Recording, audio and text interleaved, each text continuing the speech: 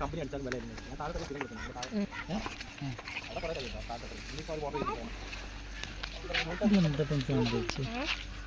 വെള്ളം ഒഴിച്ചിട്ടുണ്ടല്ലേ നല്ല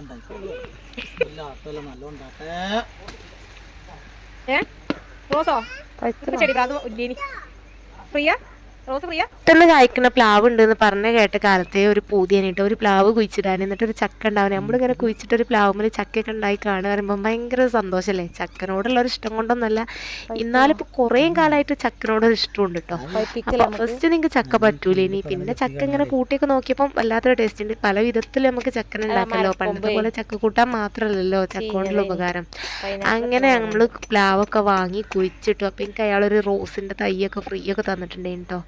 പിന്നെ ഒരു 5-6 ചക്ക ഉണ്ടായിട്ടുണ്ടെങ്കിൽ, പക്ഷെ ഒന്നാണ് അതിൽ ശരിക്കും പിടിച്ചത്. പിന്നെ നമ്മൾ വീട് അവിടെ നിന്ന് മാറിപ്പോകുന്ന സമയത്ത് പെട്ടെന്ന് ഇതിനെ കെയർ ചെയ്യാനും നോക്കാനൊന്നും കഴിഞ്ഞില്ല. ഒരു ദിവസം ഞങ്ങൾ രണ്ടാളും ചെന്ന് നോക്കിയപ്പോൾ ചക്ക ആകെ കേട് വന്നിട്ട് ഒരു സൈഡ് അത് ചെത്തി കൂർപ്പിച്ച് കൈ പിടിച്ച് നേരെ വീട്ടിൽ കൊണ്ട് ഇത് പഴുപ്പിച്ച് തിന്നിട്ടേ ഞാൻ അടങ്ങുള്ളൂ എന്ന് വിചാരിച്ച്.